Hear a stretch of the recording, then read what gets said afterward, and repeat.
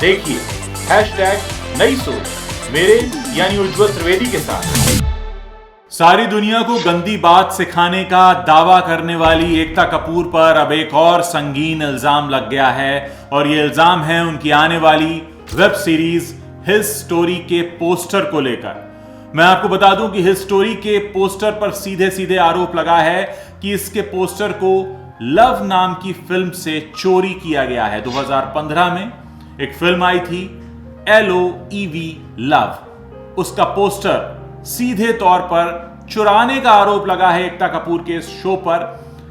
और इतना ही नहीं, यह पोस्टर ही चोरी नहीं हुआ बल्कि यह सब्जेक्ट भी वही है। हिज स्टोरी एक समलैंगिक रिलेशनशिप की कहानी है और LOVE ये जो कहानी आई थी, फिल्म आई थी 2015 में, यह फिल्म अवेलेबल है नेटफ्लिक्स पर। यह भी समलैंगिक रिलेशनशिप पर आधारित थी।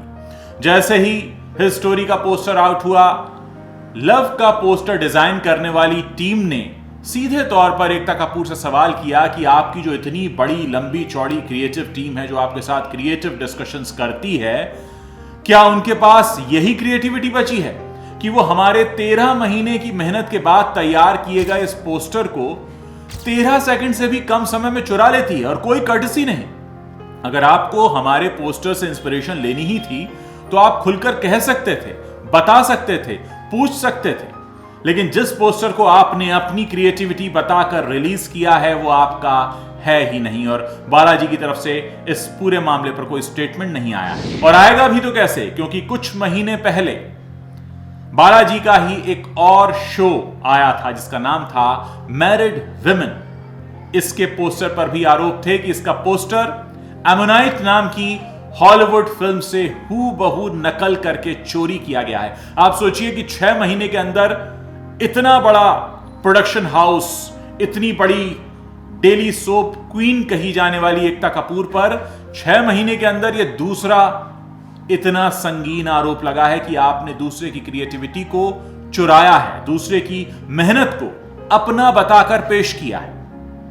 एक और बात यहां पर समझनी होगी, यही एकता कपूर हैं जिनके और बालाजी पर एक वेब सीरीज आई थी XXX के नाम से और इस सीरीज में भारतीय सेना की वर्दी का अपमान हुआ, हमारे राष्ट्रीय चिन्हों का अपमान हुआ और इसके अलावा हिंदू देवी देवताओं का भी अपमान किया गया। जिसके बाद आपको याद होगा कुछ ही महीने पहले एकता कपूर के खिलाफ FIR दर्ज हुई थी, कई सारे मुकदमे हुए थे और बाद में सुप्रीम कोर्ट ने एकता कपूर को राहत दी थी और उनकी गिरफ्तारी पर रोक लगाई थी। ये सब पिछले कुछ महीनों के किस्से मैं आपको बता रहा हूं, ज्यादा पीछे नहीं जा रहा। और उसके बाद अब किसी और की क्रिएटिविटी को आप अपना बनाकर पेश कर देते हैं। मैं आप लोगों से जानना चाहता हूं कि क्या आप ऐसे शोज देखना पसंद करते हैं जिनके पोस्टर तक चुराए गए हों? आप सोचिए, कहानी, लोग कहानियां चुराते थे, अब तो पोस्टर चुराने लगे।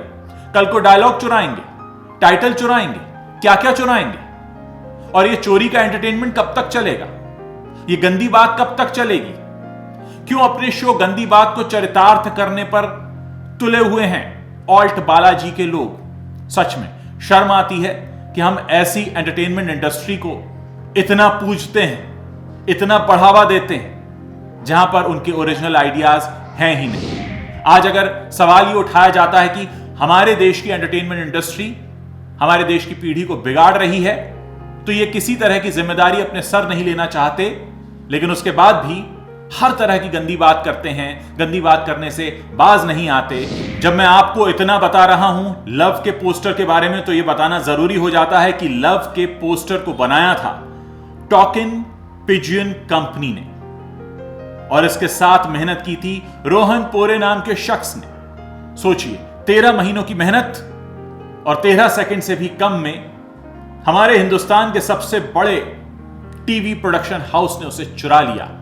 इसे कहते हैं चोरी और सीनाजोरी। सच में हैरत होती है, शर्म आती है कि इसी बॉलीवुड इंडस्ट्री को, इसी एंटरटेनमेंट इंडस्ट्री को हमने अपने सर पर इतना चढ़ा रखा है। क्या आप इनके जैसा बनना चाहते हैं? क्या ये आपके रोल मॉडल्स हैं? क्या कल को आप अपनी आने वाली पीढ़ी को इस तरह की मिसालें देंगे कि किसी और की क्रिएटिविटी को आप चुरा लें, किसी और की मेहनत को अपने नाम से पेश करें? यह सीधे तौर पर चोरी है। और अब मैं आपसे पूछता हूं कि क्या आप इस चोरी को सपोर्ट करते हैं? क्या आप चोरी की गई फिल्मों, चोरी किए गए आइडियाज और चोरी किए गए टाइटल्स को देखना पसंद करेंगे? क्या आप चाहते हैं कि हमारी आने वाली पीढ़ी चोरी करना सीखे? क्योंकि ये वही ओटीटी प्लेटफॉर्म है जो आप सबको गंदी बात सिखाने का दावा करता है। आज इस वीडियो के जरिए मैं आपसे सवाल पूछना चाहता हूं कि क्या आप इस चोरी की इंडस्ट्री को फॉलो करना चाहते हैं? क्या आप नकल करके बड़े बने इन लोगों को अपना रोल मॉडल मानते हैं? और जाते जाते एक सवाल कि क्या आप वाकई गंदी बात सीखना चाहते हैं? देखिए #नई सोच मेरे यानी उज्जवल त्रिवेदी के साथ।